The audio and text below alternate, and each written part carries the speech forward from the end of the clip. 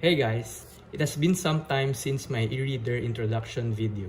I have been using my Boox 2 on and off during that time, and now I am ready to give you a walkthrough and review. By the way, the last time I did not mention how much this device costs. I bought it online at the Onyx Books official store for roughly $200. By e-reader standards, this is a mid-price device. There are cheaper e-readers from Amazon's Kindle and Kobo, but sadly, they're not officially available in my country. Okay, with that out of the way, let us power up the Poke 2.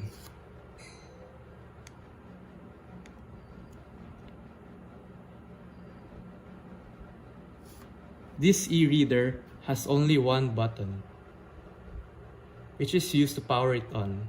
It has a multicolored LED light embedded on it.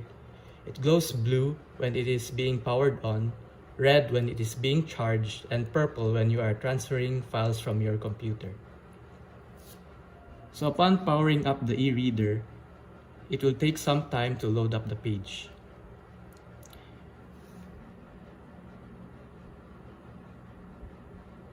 You are immediately taken to the library page, which lists all the ebooks you have. You can add these folders yourself according to what genre or topic. There are some tabs here, which we'll go through one by one, but let's start with the main function of this device. Let's open a sample ebook.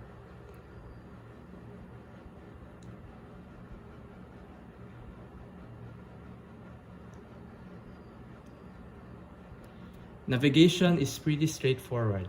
You tap on the right screen to go to the next page, and you tap on the left part to go back.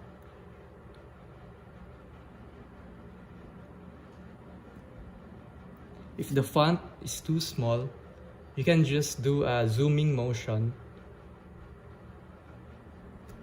and the e-reader will adjust the size. Note that reading with a bigger font comes with the sacrifice of tapping the e-reader more times, since the page count will increase in number. Now let's say you do not like the look of this font. You can adjust it by tapping on the center of the screen and changing the format. So here are some fonts that you can use to change the size or shape.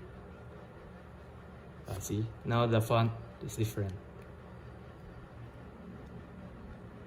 Over here, you can skip to a chapter of your choosing, so it would not be hard to read your book.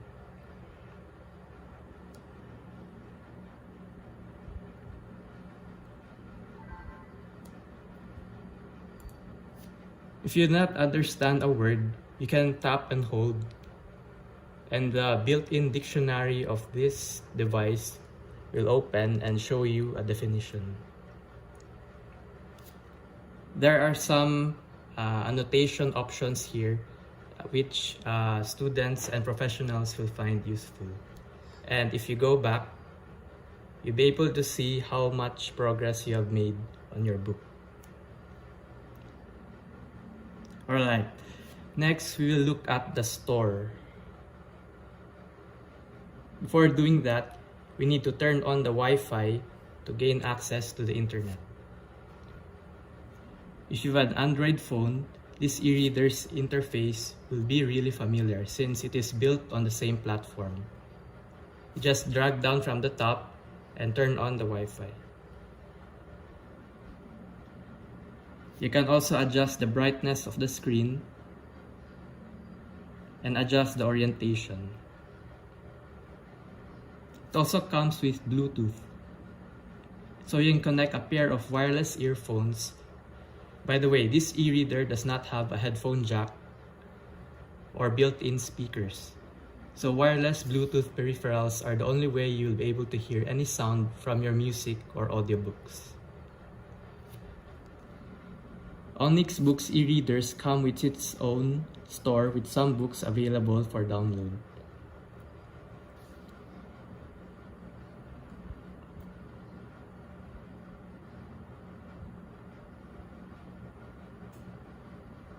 I'm I'm not sure how often they update it, but the lineup seems pretty sparse and uninteresting, so we'll leave it at that and go to the next tab.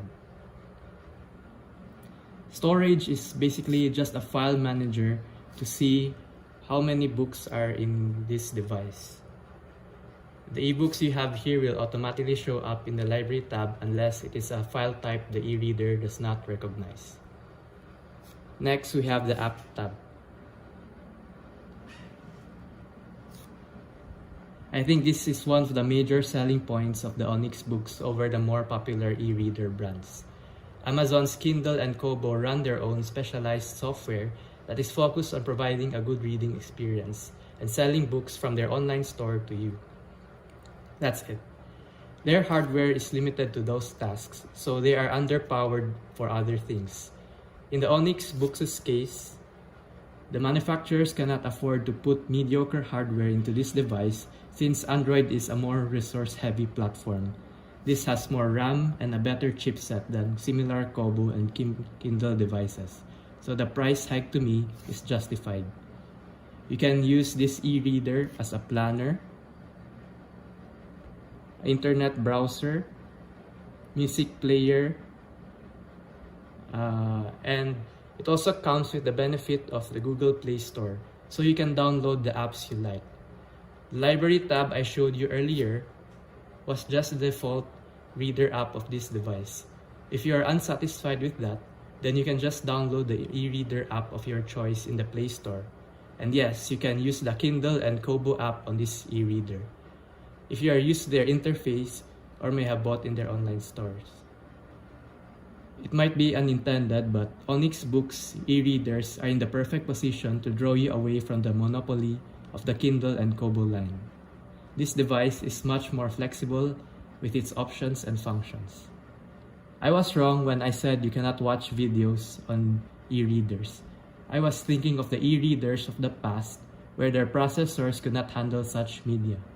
Since we have the Google Play Store on this device, I downloaded YouTube. Let's open it and try playing a video.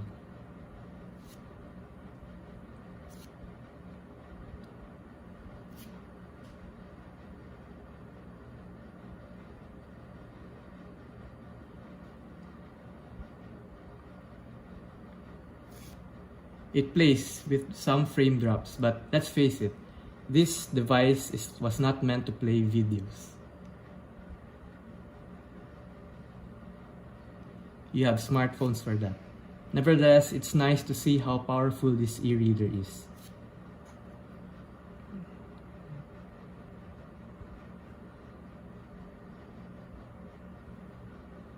The last tab is the settings.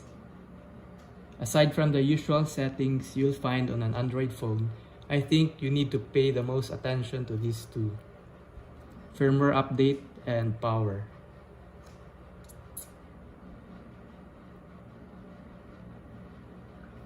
I was using this e-reader for about a month when there was a firmware update. The update added some more font styles and simplified the layout of the library, which improved the experience of an already feature-rich device. You should tap this setting from time to time to check for new updates. Under power,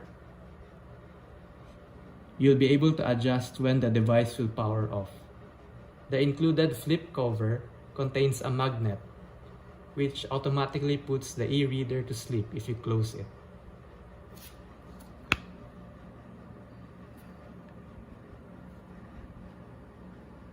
It wakes up when you open it, and when it is in sleep mode for too long, it will power itself off. I will make my review short and simple. I have been using this e-reader for nearly 2 months now. I have read 8 books and charged it 4 times over that period. Battery life is as good as advertised unless you use a lot of Wi-Fi or Bluetooth, which taxes the battery. Eye strain is barely a factor, which resulted in my reading speed improving dramatically. Would I recommend this device? Yes. If you are buying your very first e-reader for some leisure reading, this device covers all bases. I would only discourage you from buying it if you are reading illustrated books or PDFs. This e-reader screen is much too small for a good reading experience. of that size. That's it for this video, guys. I'll see you in the next one.